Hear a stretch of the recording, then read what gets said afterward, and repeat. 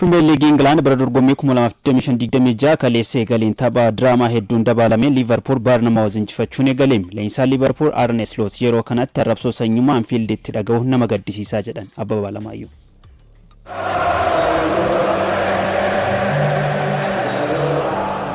Tapha Liverpool fi Bournemouth kaleessa kan eegale Premier League England taatee garaagaraan kan dabalamedha. Arrabsoo sanyummaa balaa sambuqachuu Diego Jota deeggartoonni fi taphattoonni Liverpool yaadannoo sammuu fi garmalee kan gaddee Mohamed Salah ammoo kaleessa yeroo boo mul'ateera. Champions League Liverpool kaleessa tapha baniisaan Anfielditti Bournemouth waliin taphachuun goolii 4-2 injifattee milkiin bara dorgommichaa eegale. Liverpool goolii 2-0 dursaa turuun boodarra goolii 2 irratti galeen hanga daqiiqaa 88 2 qixa ture. Jijjiirraa ganna kanaan euro miliyoona 300 ol kan itti ba'e Florian Wirtz, Hugo Ekitike, Miloš Kerkež fi Jeremy Frimpong jalqabarraa eegaluun Premier League Englandin Liverpooliif taphataniiru. Daqiiqaa 37tti Hugo Ekitike kubbaa Alexis McAllister mijeesseef galchuun Liverpool dursa qabachiise. He's in and he scores!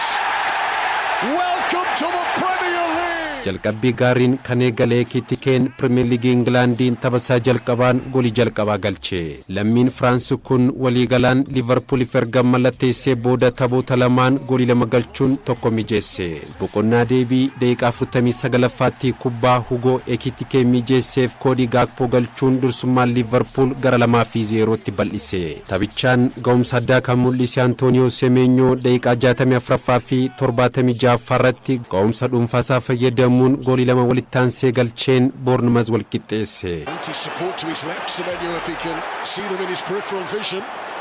Semenyo! 2-2!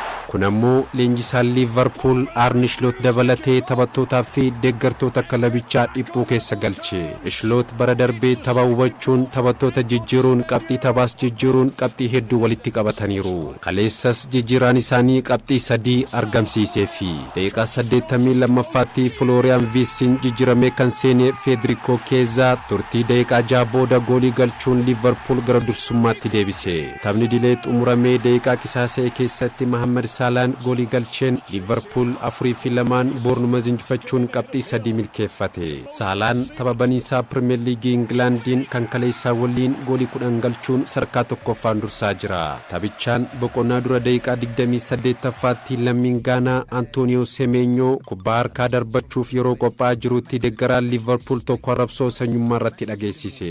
Sababa kanaan abbaan murtee taphichaa Antonio Taylor taphicha daqiiqaa muraasaaf adda kutuun taphattoonni kilaboota lachuu Semenyo jajjabeessuun gara taphaatti akka deebi'u godhaniiru. Poolisiin magaalaa Merseyside deeggaraan gocha kana raawwatee to'atamuun qorannoon irratti gaggeeffamaa jira jedhe. Semenyo irratti arrabsoo sanyummaa kan dhageessise deeggaraan kun umurii 47 irratti kan argamuu fi qaama miidhamaa wiilchariidhaan socho'uudha.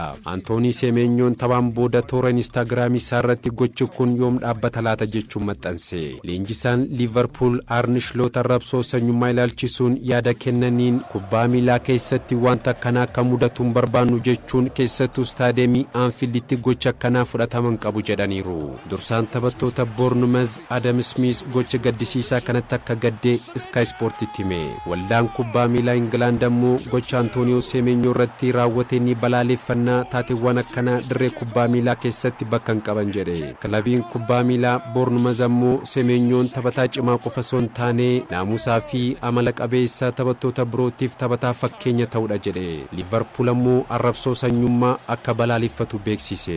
Tapha kaleessaan taphichaan dura gidduu fi xumurratti taphattoonni fi deeggartoonni Liverpool Diego Jota yaadataniiru. Deeggartoonni kilabichaa barreeffamootaa fi suuraa isaa qabachuun bakka guddaa akka isaaf qaban agarsiisaniiru. Hugo Ekitike, Chiesa fi Salaan erga goolii galchanii booda lakkoofsa 10 agarsiisuun Diego Jota yaadatan. Mohamed Salaan taphaan booda miira gaddaan yeroo boos mul'ateera. Premier League Englandin har'a Manchester City gara Wolves imaluu ligicha eegala. Boru Old Traffordtti Manchester United Arsenal simata. Ruben Amorim kaayyoon isaanii baran hirmaannaa dorgommiilee Awurooppaa argachuu ta'uu eerani. Leenjisaan Arsenal Mikel Arteta waggoota 3 darbanii walitti kilaboota kamuu caalaa ligichaan qabxii gaarii argachuu dubbatanii jiru. Abubakar Abdallah oduu kana guutuu isaa isinitti hima hanga mokootiin xumuree jira. Oolmaa gaarii qabaadha. The Premier League is back, and after a summer of record moves, squad rebuild. Premier League in England dorgommiin bara 2025-26 kaleessa eegalee har'a taphoonni shanitti fufuudhaan ni taphatamu. Boruu taphoota sadii taphataman keessaa Old Traffordtti Manchester United Arsenal waliin morkiin taasisan eegama. Gareen Pep Guardiola Manchester Cityin har'a gara Stadiyeemii Molineux imaluudhaan Wolves waliin morkii taasisuun ligicha jalqaba. Taphoota torbee jalqabaa 14 darbe keessaa 13 injifachuun kan eegale Manchester Cityin walitti aansuudhaan dirreen alatti yeroo saglaffaaf dorgommii Premier League eegalu isaati. Taphoota jalqabaa 14 darban keessaa 8 mo'atee tokko injifatame. Walii 19 yoo galchuu lamatu itti gale. Kilabichi erga 2021-22 tapha jalqabaatiin Tottenhamiin 1-0 mo'atame as mo'atameen beeku. Wolves garuu waggoota 4 darbaniin taphoota jalqabaa injifatameera. Manchester Cityin ganna kana taphataa ittisa bitaa lammii Aljeeriyaa Riyaan Atinuurii dabalatee taphataa qarqaraa lammii France Ryan Cherki fi taphataa ittisa jidduu lammii Neezerlaandis Tijaanii Reeyanders garee ofiitti dabaleera. Kevin De Bruyne, Jack Grealish fi Kyle Walker kanneen kilabichaan gargar ba'an keessaa. Ganna kana Wolves irraa Manchester Citytti kan dabalame